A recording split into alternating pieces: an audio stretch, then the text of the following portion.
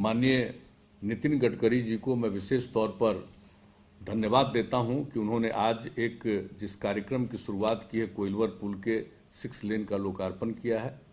ये बहुत उपयोगी है और सब लोग इसके बारे में बोल चुके हैं, क्योंकि जो भी पुराना पुल था अंग्रेजों के ज़माने में ही बना था कोइलवर पर 158 साल पहले, और उससे ही रेल सह सड़क पुल था और उसका बहुत उपयोग होता रहा है। और जितना इसमें ट्रैफिक जाम होता रहा ये सबको मालूम है, काफ़ी देर रोक रोक करके दोनों तरफ गाड़ियों को रखा जाता है, ये सबको मालूम है।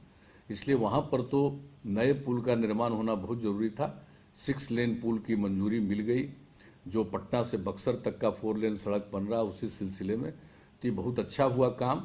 और मैं आपको बता देना चाहता हूँ कि इतना उपयोगी है कि हम खुद ही कई बार जा कर के इसको हम देखते रहे। जो पुल का निर्माण हो रहा था हम उसको जा करके पिछले वर्ष भी 2 बार हम जाकर वहाँ देखें कि जो निर्माण कार्य हो रहा है। हम लोगों को यही था कि जल्दी से जल्दी हो।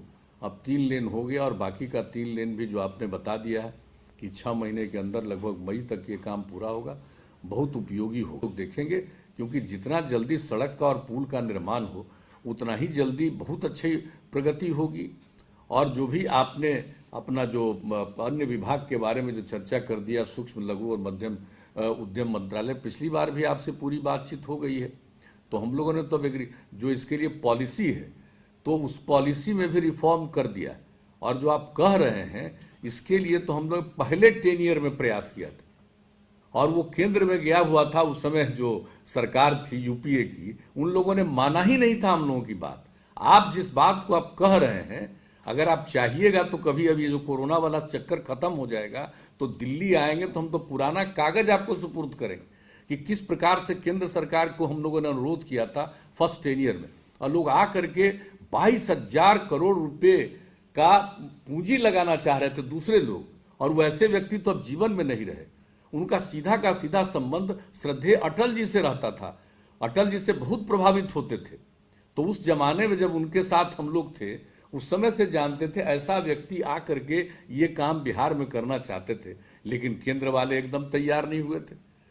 अब आजकल तो कई तरह की बात वो लोग करते रहते हैं, लेकिन वो नहीं तैयार हुए थे। और आज मुझे इतनी खुशी है कि आप उन सब चीज़ों के बारे में कह रहे हैं और हम लोगों को कह रहे हैं। तो मुझको तो आज आपकी बात सुन करके इतनी प्रसन्नता हुई है कि जो चीज़ हम लोग पहले ही टर्म में चाहते थे, अब चलिए चौथे टर्म में हम लोग करा पाएंगे, तो ये कम से कम खुशी होगी। और बिहार में आप जान लीजिए, इसके चलते उद्योग बढ़ेगा और लोगों का रोजगार बढ़ेगा। ये बहुत बड़ी बात है। ये हम लोग शुरू में ही चाहते थे, लेकिन जब उसमें नहीं मिला था सहयोग, तो उस तरह से हम लोग उद्योग को बहुत नहीं बढ़ा पाए थे। व्यापार तो बहुत बढ़ा, लेकिन उद्योग उतना नहीं बढ़ पाया। लेकिन आपका जो विचार है, तो इस विचार से मुझे बड़ी प्रसन्नता है कि इसको होते हुए बिहार में और ज़्यादा होगा, और हम लोग पूरे तौर पर सहयोग करेंगे और इस चीज़ को बिहार में लागू किया जाए। इसके लिए तो हर जो जरूरी कदम है वो हम लोग सब उठाएंगे। जो हम लोगों के लिए ज़रूरी है, उद्योग की नीतियों में जो रिफॉर्म कर सुधार करना था, और ज़्यादा हम लोगों ने सुधार राज्य सरकार की तरफ से अनुदान देने का और कई चीज़ों के बारे में हम लोगों ने निर्णय ले लिया। तो हमको पूरा लगता है